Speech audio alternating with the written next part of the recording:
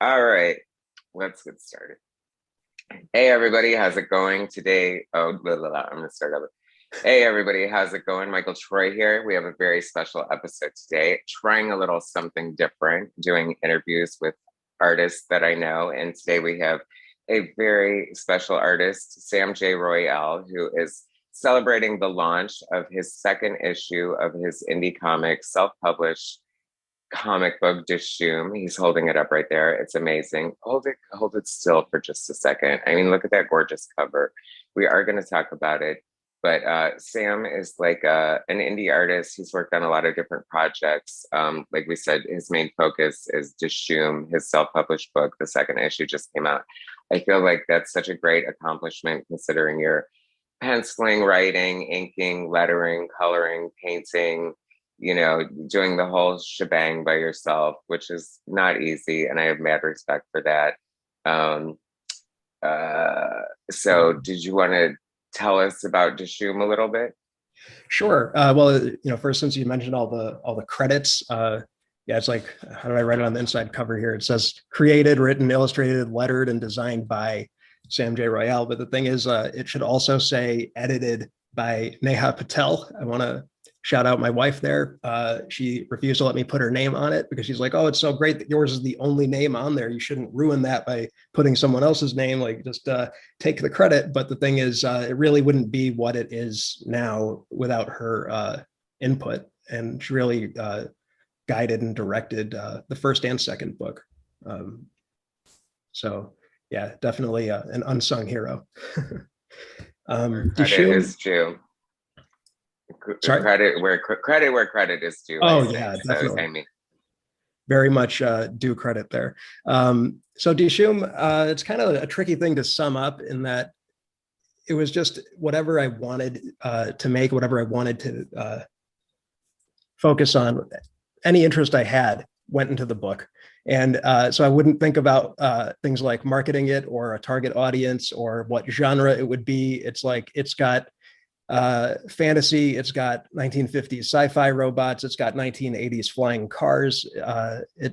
It's whatever I feel like drawing or painting or writing about at the time. So it's kind of a grab bag situation that way. But both issues are anthology books. The first book is here, and the first book has three stories, and the second book has four, and both of them draw from things like mythology, fairy tales, vintage sci-fi, superhero comics, that kind of thing. a question comes to mind that a lot of comic book artists, I feel like, myself included, like sometimes I really draw on things that have been with me since childhood or concepts I have. Is there any of that going on Oh within God, the yeah, Dishoom? one Yeah, hundred it's percent. it's funny how our childhoods inform us and sort of stay with us like that.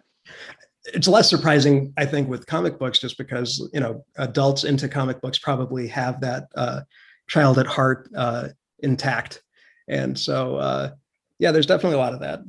I have a distinct memory of being little and being afraid of the dark and having a nightlight, and my uncle was kind of teasing me for having it, and I was like, well, what do you need this for? And I told him I was afraid of the dark, and he told me, oh, like, well, when you're scared, why don't you just think about these two things? And he told me about told me to think about Superman and to think about Hanuman. And Hanuman was this Hindu god uh, who is basically a super powered monkey, which is like when you're five, that's the greatest thing ever. And so the idea of mythological figures coexisting with superheroes, that planted the seed for that in my head, and those always were one and the same. Uh, and so I think that the spirit of that blurred line between fantasy and reality, and blurred lines between different genres, all of that found its way into Dishoom as a result of childhood interests. And I like to hear that. Uh, but I mean, I've looked at the books. I had the fortune of having the first issue. My review copy of the second issue is on the way, but I have read it digitally, and it is freaking gorgeous. The art is so beautiful. I clearly you put a lot of love and attention into it, and I know a lot of your work is painted, and it feels like, you know, color is definitely one of your strengths. Your palettes are always gorgeous and just so bright and vibrant, yet it just really set the tone and the mood very well. So is color something you definitely put an emphasis on when you're thinking of your art? Thanks a lot. Yeah, absolutely. Color is huge. Sometimes it's even the starting point for the story. So in the second book, the first story, the character who's on the cover here, an assassin named Hourglass. The cover has primary colors, and that's consistent for his story. It was just something that it's hard to really pin down where the idea originated, but in my mind, I saw it as like a kind of an amalgamation of like Alex Toth model sheets with 1960s Italian crime comics like Diabolique or Criminal. And then there was also Piet Mondrian paintings where I thought like, oh yeah, that color palette would be what worked for this character. And there's even you actually recognized this earlier, but there is a little shout out to Mondrian in here. I don't know if it's showing up. I get it. Yeah, in the background there. Yeah, I noticed it right away. I love expressionist art, and Mondrian is one of my favorite. It's funny because it always reminds me of, you know, how sometimes Sam and I are friends and talk about art a lot, by the way, guys, but how we talk about how they kind of rip off other artists and pop culture and stuff.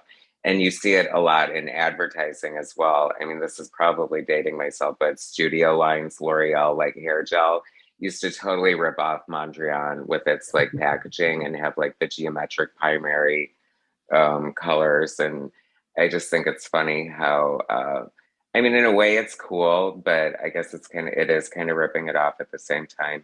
It's kind of weird how art is like that. I mean, especially now there's a lot of like swiping and cover homages and stuff. And I used to like hardcore love them, but now I'm kind of like, give it a rest, do something original. You know what I mean? I want like a new original cover that they'll be swiping for the next 30 years.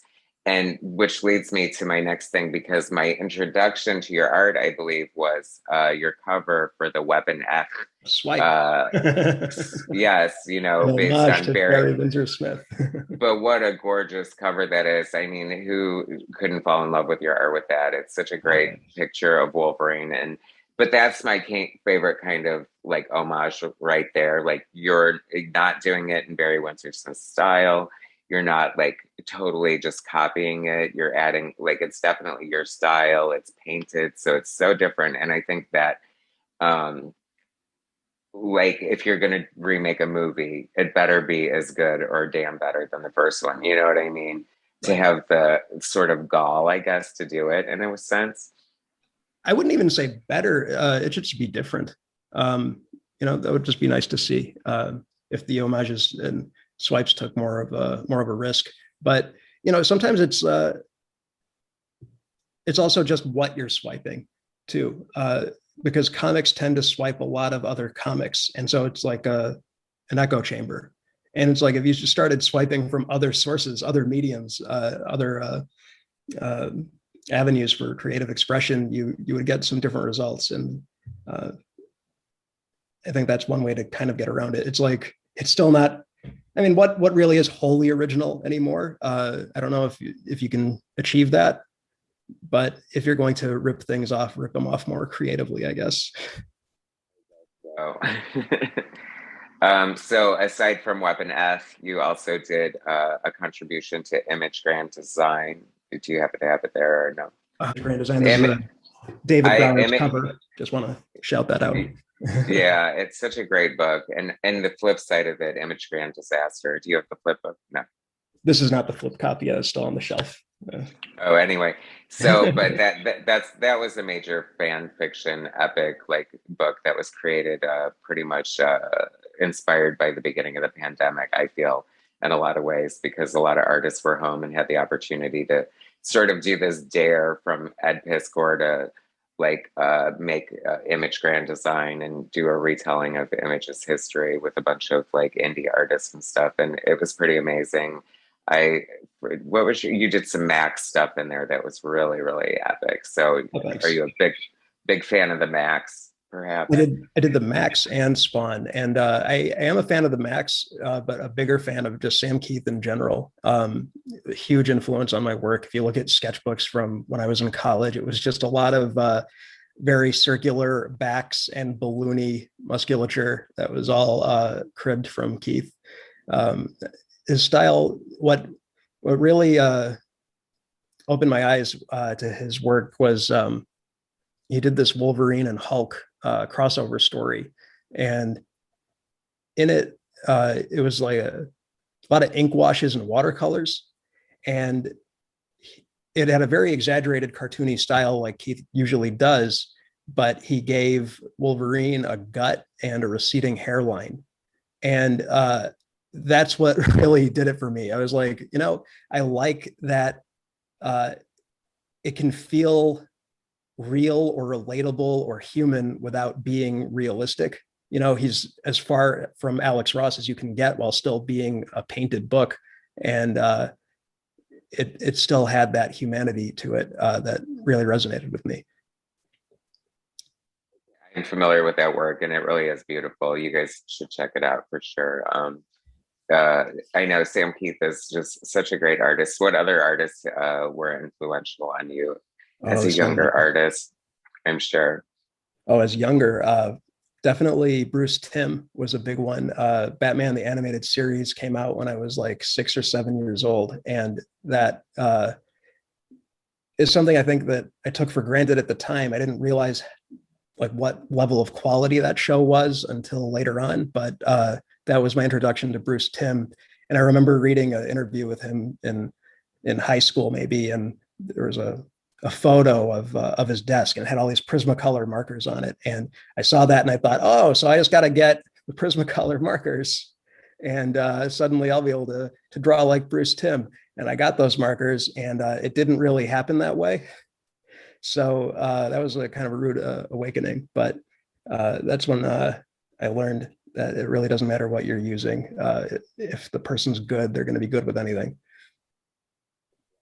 That's an excellent point because I used to like eat up interviews with artists and desperately like try to figure out what, number pencil they use, what kind of paper, what kind of ruler, the ink, the brushes, the nibs, and just like, and I had all that stuff.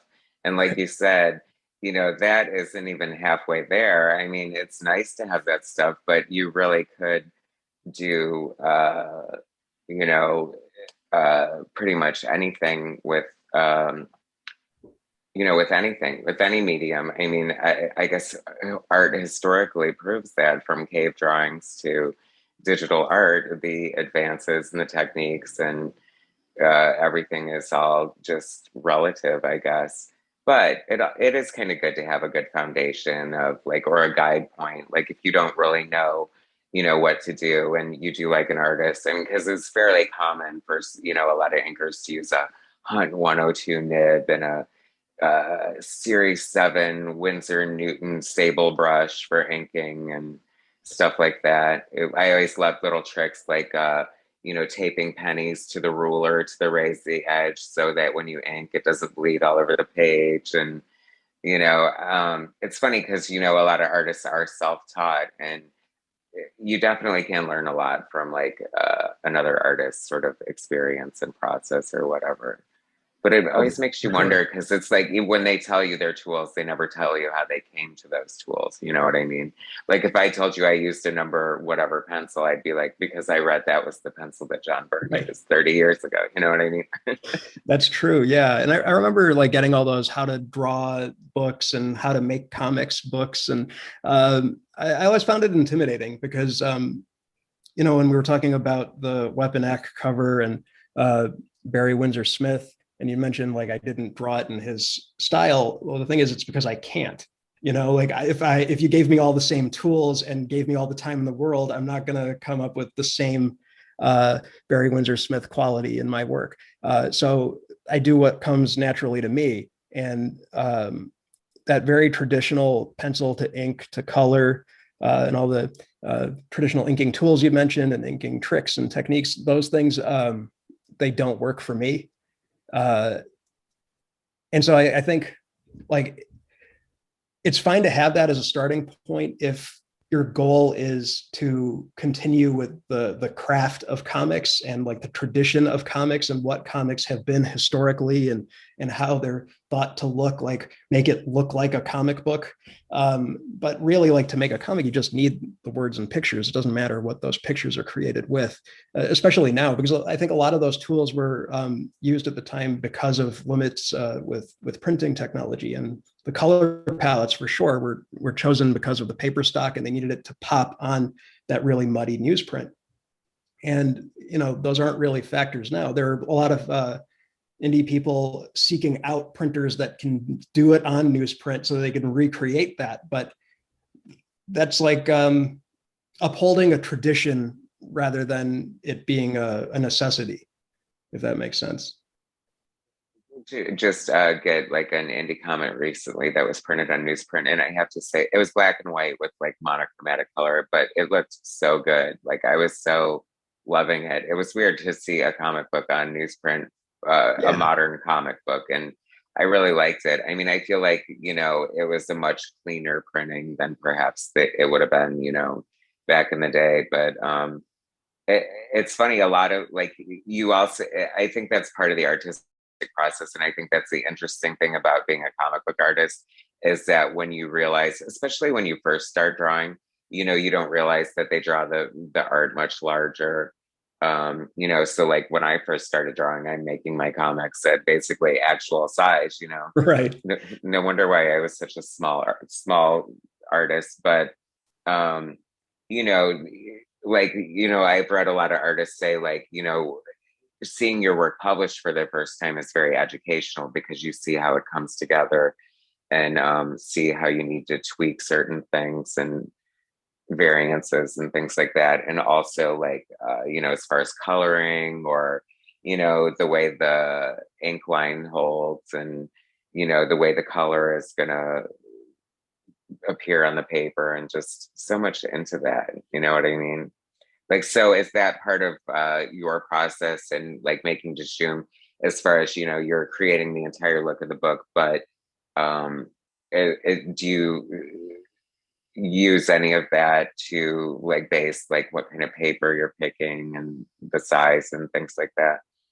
Yeah, I definitely put a lot of thought into things like that, like the format of the book and, you know, what it's going to look like once it's printed.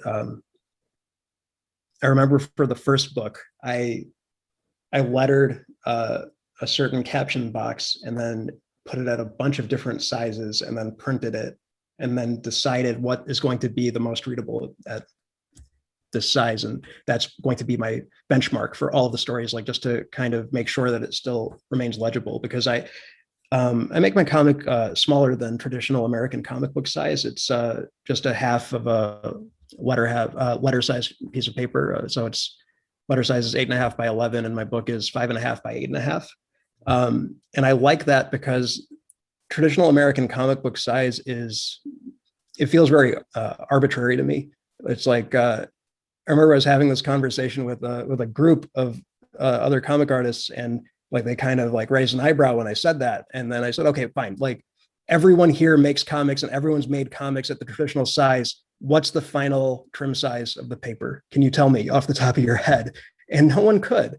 And I can't now. And I've done it I've made books that size so many times. It's 6 point something by 10 something, I think. I don't know. I mean, it's a very odd number and doesn't work well. And what I like about 5.5 by 8.5 is it's exactly proportional to 11 by 17. So you have a really clear sense of how your stuff is going to appear on a page. Whereas like traditional American comics, they're taking their 11 by 17 bristle board and then drawing lines on the areas that are going to be trimmed off anyway, and then shrinking it down to this ridiculous size that's not any easier to do the math with. And yeah, so that was something I put a lot of thought into. Like all my gutters are 1/8 of an inch. Like, that's easy math. You know, it's the page borders are, I think, 3/8 of an inch. And this is just from the top of my head, because I can remember these things because they're easy to work with numbers. So that's something I put a lot of thought into. revolutionized comic books. I sort of had like a moment with that because I was like, when you were saying that, I was like, that's always one of my biggest frustrations, like contributing to comic books and stuff. And like the freaking size of the page. It's like, and you're right. You're right. It's like you post and you're like, okay, what's the size for this? And people are like, blah, well, this standard size is this, da da da da da. And you get like 500 different answers. And everyone like basically puts the disclaimer that they're not sure if that's 100% right. And I'm just like, yes, like, so just do, I mean, 8.5 by 11 is a such a common thing. Like, why make it hard on ourselves? So I think Yeah. you're onto something, Sam. I mean, because at first I have to say, and this is selfishly just because, you know, I'm such an art whore and I love art so much and I love your art. I was like, oh, it's a little bit smaller than Well, standard, but it looks amazing. You know, the art holds up very well. And, you know, I mean, realistically, art does look better the more you shrink it. But then again, I do if Dishoom, and once again, everybody, this is basically an infomercial for Dishoom #2. There will be a link. It's available now. You need to buy it. Buy #1 while it's still available. He's getting near the end of the run of the first issue, so now is the perfect opportunity to jump on board. Two gorgeous little books with amazing anthology stories. You know, Sam is also a great letterer, and sorry to talk about you like you're not here, Shelby, but oh, go for it. you So know, these are all nice things. he's but that's what you add to it too. We talk about, you know, being able to control the overall look of the book, and you know, like I'm so thrilled. Like my comic book, The Blonde Squad, I had it professionally lettered, and I was like over the moon because he got it. I think it was, who was it that lettered it? Some guy who used to work at Kamiko. So I was like really excited about that. Oh, And nice. he probably worked on like some of my favorite books, but um, like because my lettering sucks, but your lettering is amazing. Like it really adds to the experience of reading the book because, you know, it's like you open a page.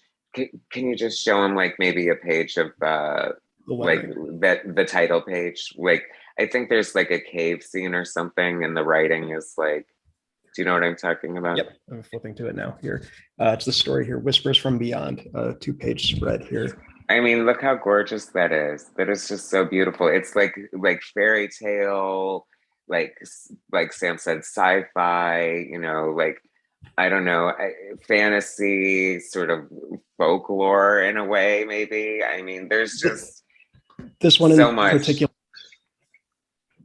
it was designed to look like a German black letter typeface, but with kind of a modern edge to it. But that's all custom lettering. So it might be hard to see on here, but I went in with a grid and like did all these squares and triangles, like 45-degree triangles, and then pieced it together to make each letter, and then made all the letters fit properly. So it's like it takes a second to read the title, but I put a few days into the lettering for that title, and the same went for. Let me find it here. This one also has custom lettering here. So all these letters are made from scratch. Not the Helga Hill part, that's typed. But. And can we comment on the amazing title of that, Diamonds and Disappointment? I mean, I think that like that could be the name of any, you know, hot pop artist album, or I Oh, mean, it's thanks. just it's great. I just think it's such a great overall package. And one of the thoughts I had when I was reading it, because I was, you know, we talked about the variation in art from issue 1 to issue 2, and it's obviously all Sam J. Royale. But I feel like there's kind of a different aesthetic to issue 2, and I was kind of thinking of it in a way, you know how like television shows, like different seasons will have sort of different looks, or almost cinematically, like in the cinematography as far as the lighting or the, you know, color mode or whatever. Because I feel like one of the things you do well too, and it makes me think of artists who think in terms musically, and we'll ask you about that in a second, but you know, like an album, you want it to fit together cohesively. And it's like, even though your stories are kind of all over the place, like it fits together very well as far as a Okay. package. Yeah, and television is probably a fair comparison. I think, I don't know if I stole it from Bill Sienkiewicz or if it was something that I just feel he articulated better than I ever could. But like, I think he was talking about the way he worked on Electra Assassin, and he was saying how uh, the materials he'd use and the style he'd use would be like, it would vary from scene to scene, and it would just be what was appropriate for that scene.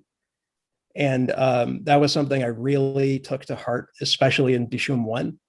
So you see a lot of stylistic variety. And the reason why I did it that way was uh, the first book I experimented a lot because I wanted to see what worked best for me. And so I was doing different things page to page. Like it'd be a single story, and it's like, this one is done with traditional inks. This one is done inked in Illustrator. This one is done inked in Photoshop. And it's all pages for one story. I figured as long as I colored it consistently, it would feel cohesive. And it did for the most part. And then for the next story, I just went all out with different styles where, I don't know, it might be a little jarring to see, but it's like, you know, this is the style in this one story. And then, you know, the same story, then you get this painted double page spread. And then you get something like this here with a painting that I'd done in a hotel room a couple years ago. And Issue 1 or issue 2?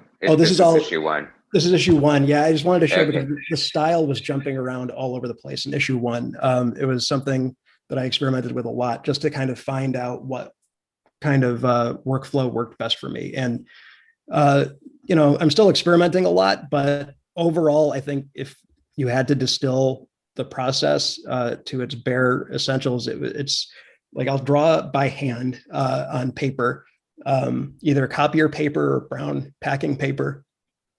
And it'll be with colored pencil, markers, watercolors, whatever. And then I'll photograph that and then digitally paint over it. And then I'll be lettering it in Illustrator. That's usually how it goes, but there's some variations here and there.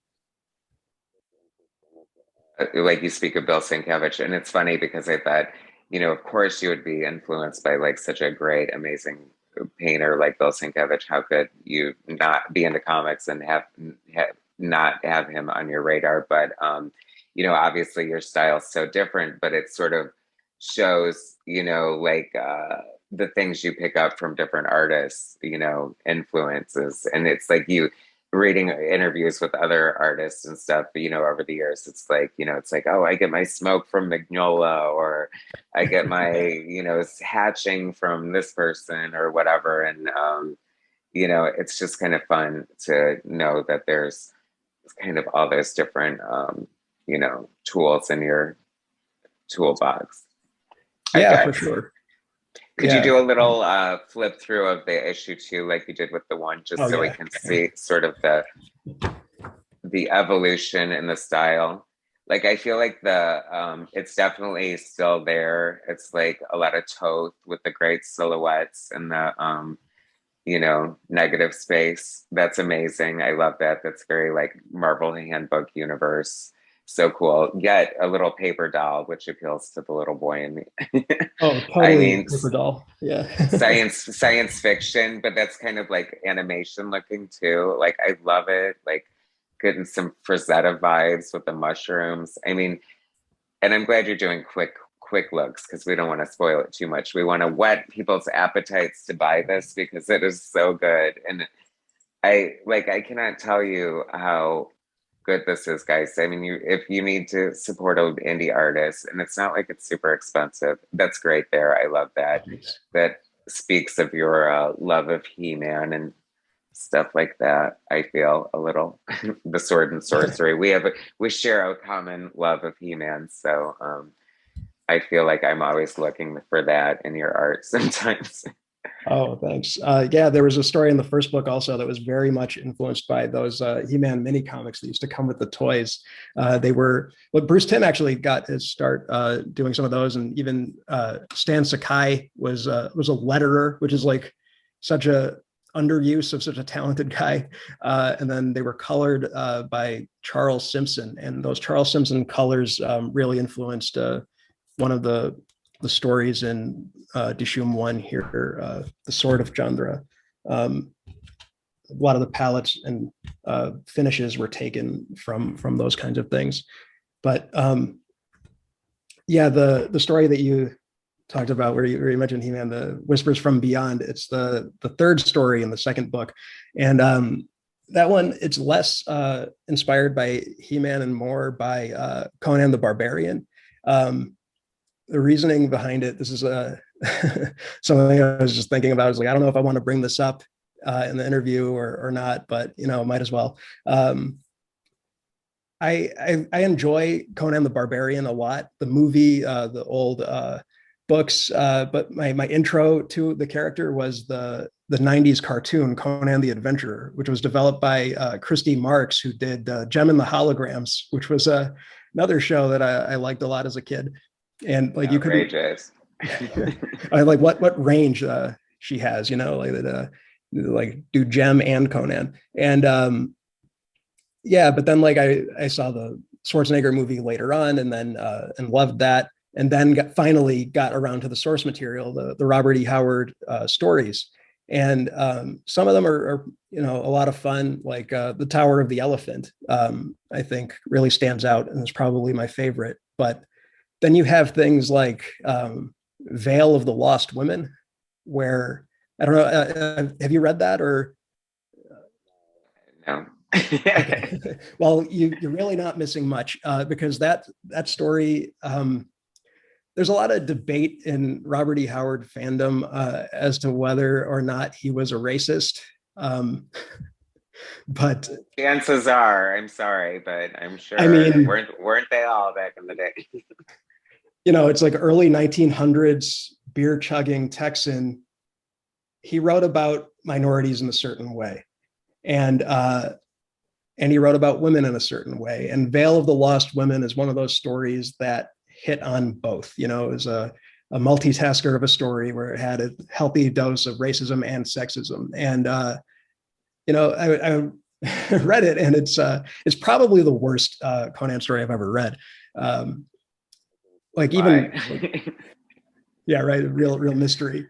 But like I was thinking, yeah, Conan was never supposed to be this moral character or a heroic figure. He's always like a thief or a pirate or a soldier or whatever. Like, he's never a particularly good guy, but he's still the protagonist, and he was very much an author avatar for Robert E. Howard. He'd put his personal philosophies in there, and you could kind of get the sense that he wished he was Conan the Barbarian. And I'm looking at it and thinking, well, you gotta set the bar higher for who you're going to look up to, and so my logic for that story for Whispers from Beyond, it's none of this is overt in the story. I don't talk about things like race or anything like that, but it's in the subtext, and it's always in the back of my mind while I'm working on it. And this is very much Conan if he was seen the way I see him after reading that story. So that's why you have that Germanic lettering style. That's why. So the character, spoiler alert, if anyone cares about spoilers, he's an immortal character. And there's a scene where you see him marching through time here, and he's, sword. That is a great sword. Oh, thanks. Well, he's on the side of the Germans in World War II. And so like World War II isn't mentioned, but if you pay attention to his helmet and like what's going on in the background, he's a Nazi, and you have this barbarian ideal. A lot of that stuff got co-opted by Hitler and that whole fun group of people. So yeah, I wanted to make this barbarian character not such a nice guy, and that should be clear. Like, this is not someone to look up to. This is not someone to idolize. Hopefully that came across. Because I'm always kind of on the fence about sharing stories like that, and I'm so glad you did, because that's like so crazy to know the impetus for that story and like the inspiration, and what a great execution. I feel like that's very like Alan Moore-ish, or like Grant Morrison in a way, to sort of take this existing thing and morph it into like sort of I don't know, sort of expose it for what it really is in a way. Do you know what I mean? Kind of. I mean, I wouldn't compare myself to them. My writing is, there's still a lot I have to learn, but it's definitely something that I think about a lot. Yeah. Maybe I was, overshooting by comparing it to Alan Moore, but it is still good. I mean, this is definitely a great book overall. I think that people will definitely respond to this. I hope it gets like the attention it deserves. It's a beautiful book with great stories, amazing art, and like, just like I said, an overall package. It feels like an experience in a way. I feel like there's elements of like heavy metal magazine, but kind of like a children's storybook. And then, I mean, just some of the pictures are just so gorgeous. They're like museum quality. And I know that I feel, like it's kind of weird to take compliments like this.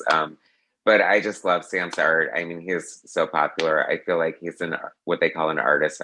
Like, all our peers like love and respect your art, and just, you definitely have fans. So, I know, like, for Ditko month or whatever, you've done some great like Marvel paintings, and you've done some, like when you sold Dishoom #1, you would include a sketch.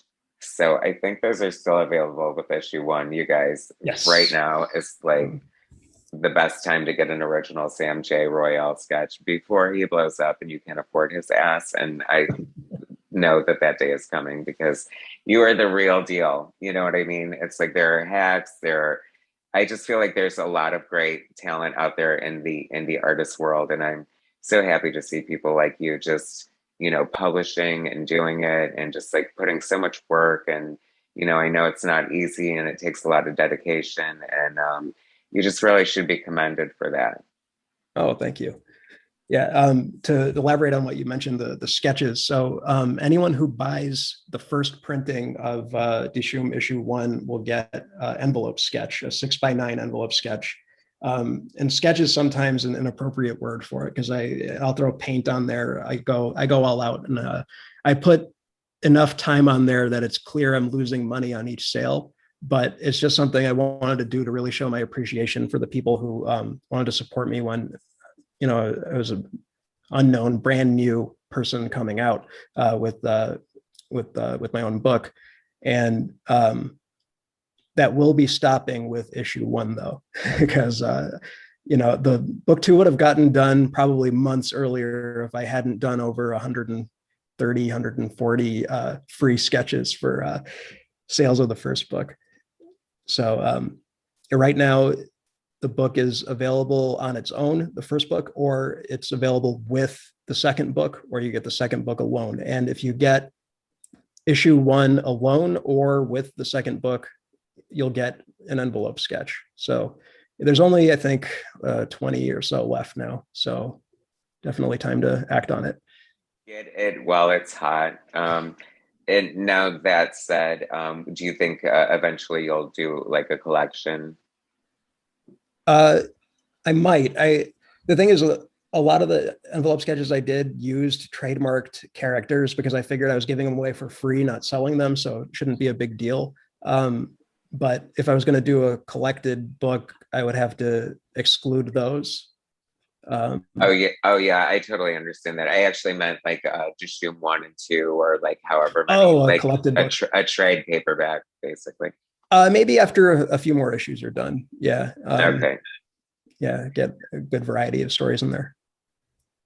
If this video goes viral and blows up because of me, then we can have a Dishoom treasury size edition, because that would be my ultimate fantasy, because as much as I love it, I want it huge. And like, oh yeah, speaking of which, before we go, I want to touch on another project that you worked on, because it ties into, I feel like a lot of your covers and your art look like movie posters, or like perhaps old novel covers from like the 70s, maybe. Mhm. And I love that aesthetic. And you did the cover for Ghost Agents #1, Rocco Jerome's indie comic that's killing it. That's so great. Beautiful cover by Sam J. Royale, Ghost Agents. It's a 1960s spy comic book that's totally outrageous. It's a jam comic by some of the best indie artists out there, and Sam is one of the contributors. He did the logo, which is so iconic. I love it. Like, you talk about your Diabolique Italian comics. Was that an influence at all for this aesthetic here? Similar era, so there's definitely some overlap. So like the Hourglass character in Dishoom also has hand-cut 1960s style lettering, like the Ghost Agents thing, because it's the same era. And like I could see those characters kind of existing in the same universe. Who knows, Rocco? Maybe there will be a crossover one day. But the primary inspiration for the Ghost Agents logo was the Saul Bass movie poster for Vertigo, the lettering on that. But it's just that style, not the same exact letter shapes, because you had to pick what was going to fit properly together for these words, you know. So, yeah. Your pinup from issue 2. I don't have that handy. Okay. It'll incentivize people to buy it.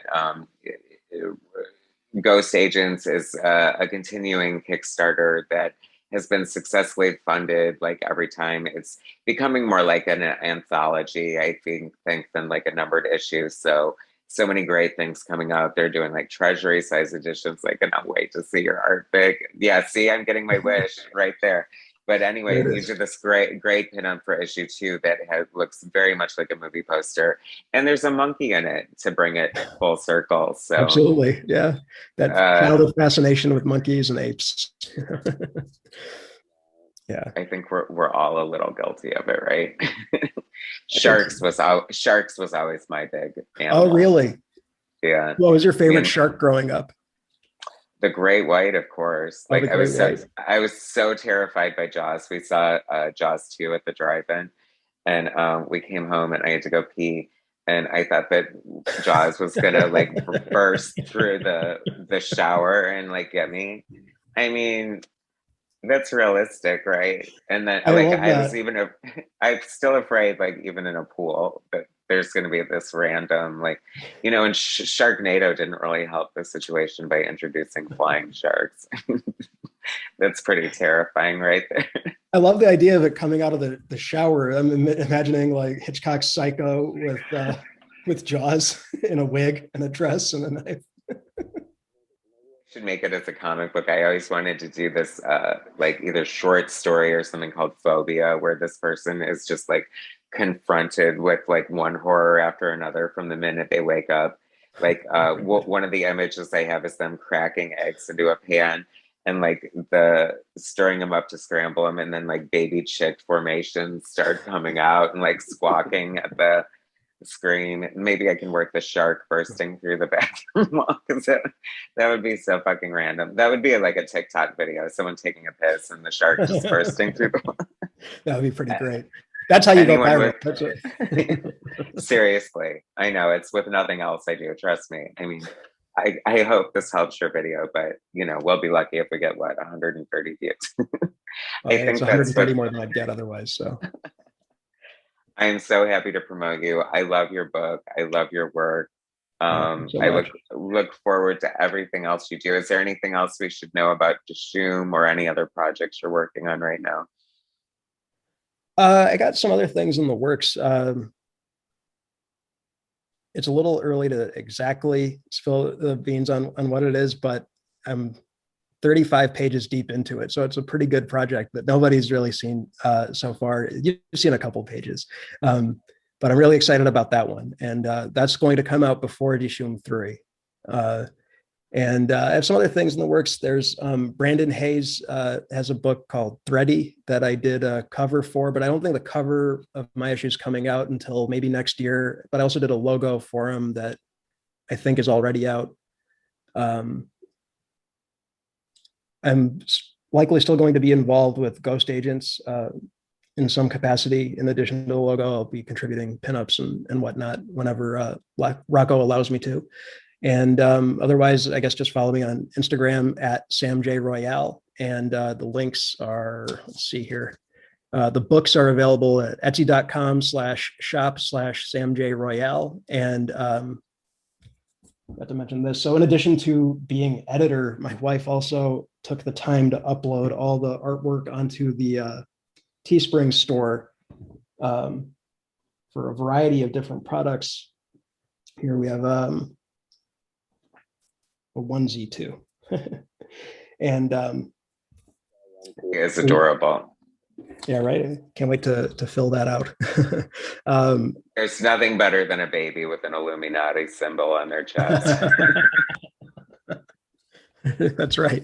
And shirts like that and other great products can be found at dishoom.creator-spring.com. And what's nice about the t-shirt store is that's the best way to support what I do financially, because for every shirt sold, it earns me more than selling 2 books.